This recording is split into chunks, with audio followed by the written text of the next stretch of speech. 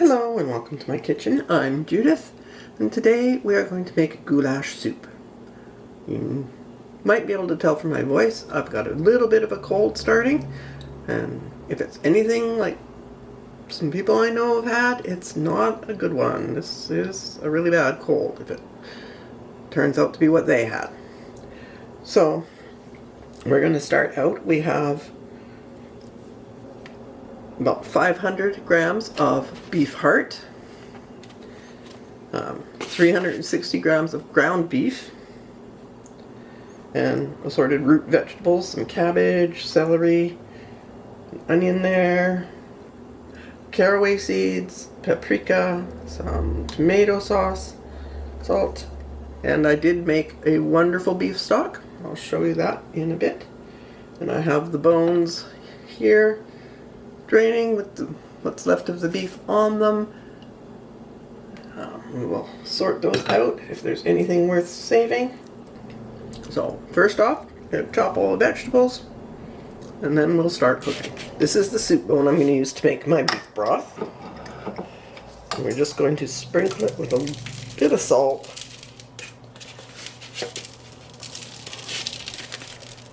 And it does have marrow in there, which is a great thing. You do want marrow bones. So I'm going to place my soup bone into a lovely oven-proof dish, and we're going to roast that at 400 degrees for 30 minutes. So after half an hour, this is what our soup bone looks like. It's beautiful. So we're going to place it into a Dutch oven. We're going to pour in whatever juices are remaining in the pan. The other thing I have to put in my soup stock are steak bones. Now, I always buy bone-in steak, and I cut it away from the bone after I grill it, and then I freeze the bones. So they're already pre-roasted and seasoned. We're just going to put them in there with our soup bone. So we have a lovely, lovely pot full of soup bones. And then we're going to cover them with some water. And I'm not going to add anything else at the moment. You know, for stock, if I was going to store it, I would be adding onions and maybe some peppercorns and celery, your general things that you would put in a soup base. So let's just get those in there, and then we're going to put this on the stove, bring it up to a boil, and I did use hot water just to give it a bit of a start. Once it's boiling, we're going to turn it down to a simmer, and we are going to let it simmer for several hours. So it is 8:30 in the morning right now, and we do want this for soup later today. So it is going to take probably 4 hours. Right, I've strained my pot of stock, so I have a good amount of stock here. There's at least 6 cups in the bowl here, and what's left of the bones. There is still quite a lot of meat on them, obviously, and there's the marrow in there. Hasn't come out yet. So this meat's still good. We haven't boiled all the flavor out of it, so we will be adding what we can salvage to our soup. Alright, now we have our vegetables prepared. We got to deal with the heart. First thing, we have to make sure there's no pockets of blood on it, which is fine. There is this connective tissue on the underside that needs to be removed. It's basically a ligament, which you don't want on your spare ribs, so you obviously don't want it on your heart either. Heart is fairly dense and can be tough, so anything that's going to make it tougher you really don't want.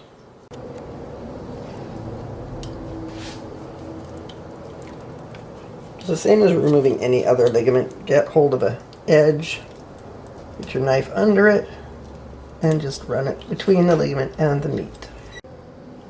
And don't forget to check if there's any folds, and you'll find more ligament in there.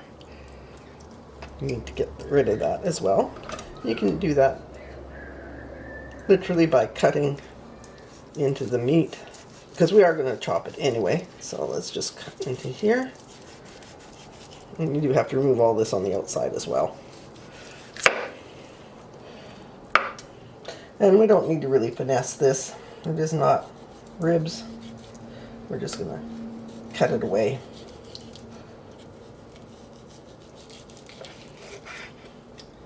Make sure you get any blood vessels, if there happen to be some on there. Get those cut out as well. And Cat wants his share. Come in, Cat.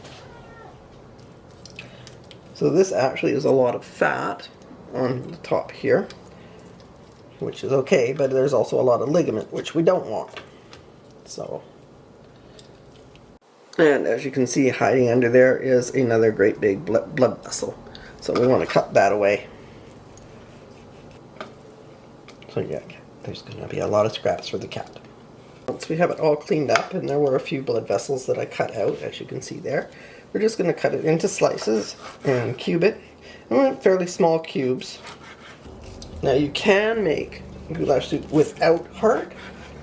I like it because it's going to add a lot of flavor and iron, which if you're eating it because you're feeling under the weather, iron's always good.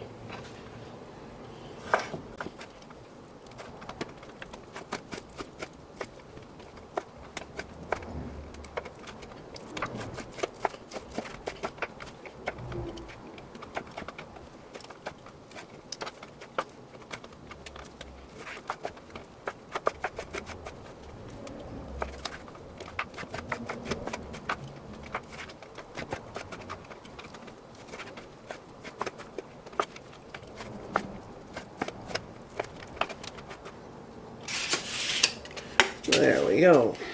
So I have cut it into approximately 1 centimeter cubes. Our pot is the same pot we made our beef stock in, and I did not wash it because we need the flavor. Whatever oils and fats and bits of stuff are left in there are just fine. About a tablespoon of oil. Then I have 1 whole yellow onion, 2 sticks of celery, chopped. Add those.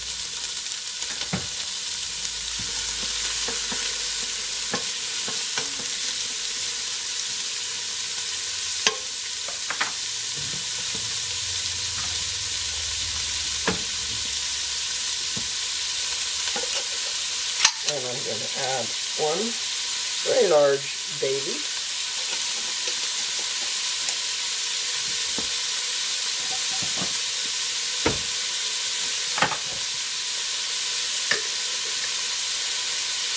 And a good sprinkle of salt. It's probably about half a teaspoon.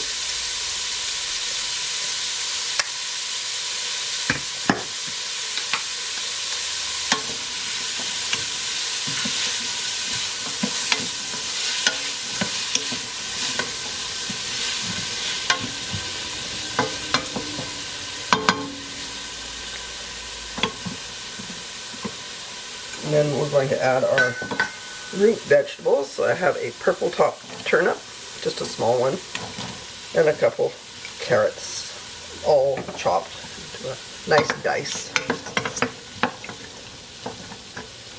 So we're just going to let those saute until the onions become translucent.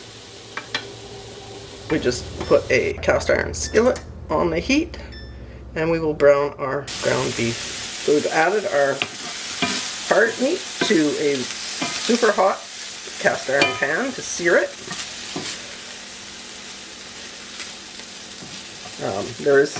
This is going to have to do this in a couple of batches because it's not all going to fit in the pan at the same time.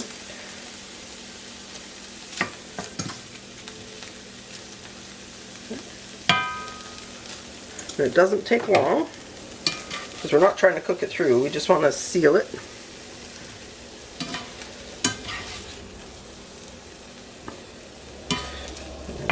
Pull it out and put it in a dish.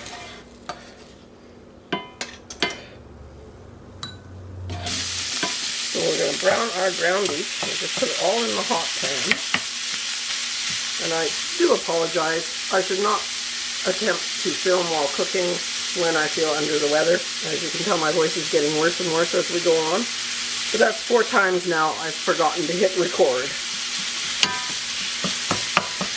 But let's just get our beef, ground beef, browned here. Okay. Our ground beef is browned.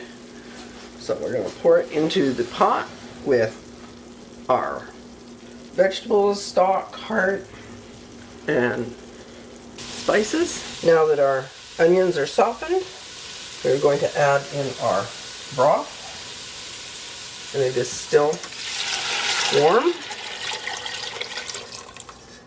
And since I did use the steak bones, they did have salt and pepper on them. I don't use any other seasoning when I'm making a steak normally. So there we go. Okay, to our stock and vegetables, I have added the caraway and a tablespoon of sweet paprika. Now I'm adding the heart. And we're going to let that simmer for a while, just because heart is a denser meat. It can be tough, and it does better being stewed than quickly boiled. You know, it's either cook it really short and quick or long and slow.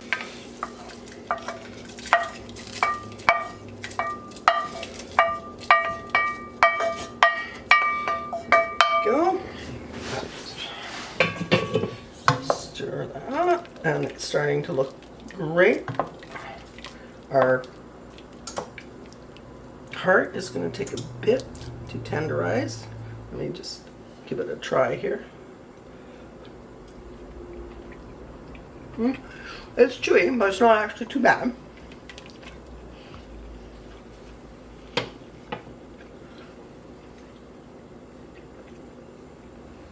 As I said, it's either cook it quick or long and slow. So if we stop the cooking now, that would be acceptable, but we still have more ingredients to add. Let me taste our broth first, because we do want the right amount of paprika, and paprika is very high in vitamin C.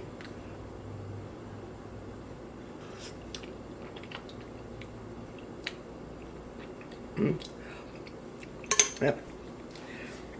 So first off, we're going to add our potatoes, and you want a yellow flesh potato or a waxy potato. You do not want to use something like a russet because they will fall apart. I'm just going to add those, and I do keep my potatoes in a bowl of water until I'm ready to put them in the pot. That stops them from going black. So stir those in. We're going to put the lid on and let that cook a while, because we do still have the cabbage to add. And the tomato sauce. So we're not finished yet. We're going to increase the temperature a little, get it back up to a simmer. Okay, we're just going to get a little taste of our broth. Tasting good. Now we're going to add our tomato sauce.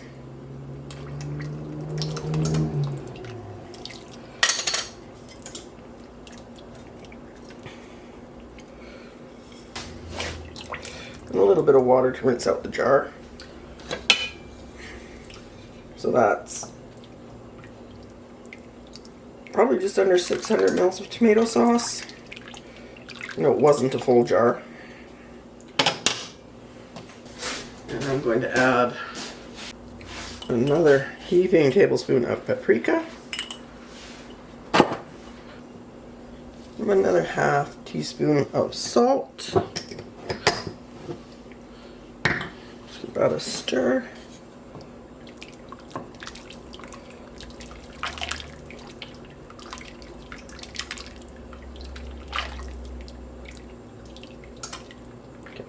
Get one of those bits of heart so we can check it, see how it's doing.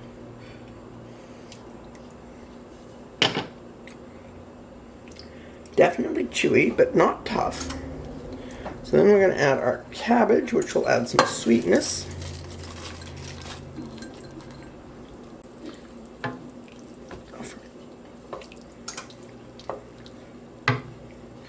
And we'll get the lid back on and let it cook for a little bit longer before we check again. Okay, and remember the beef we had left over on our bones? We're going to add that now. Now if you've cooked your stock for a really long time and you've sucked all the flavor out of your meat, don't bother with it. But I had some marrow and some bones and the meat, and it was still flavorful. Are going to add that and give it a stir. We're getting a nice thick soup here, so you're not going to need to add any thickening to this. And let's get another taste.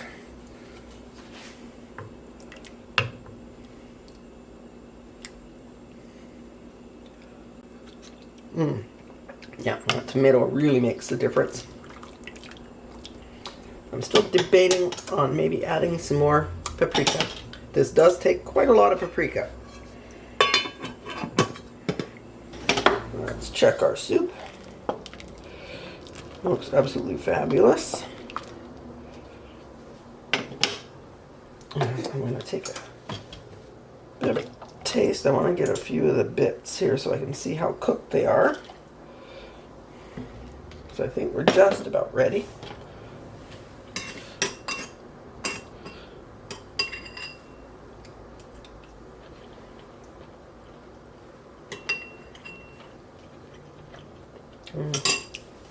Yeah, we're going to go with another tablespoon of paprika.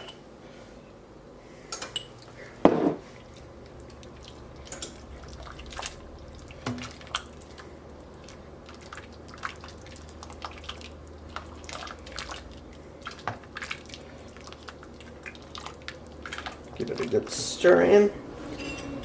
And I'm just going to fill my bowl.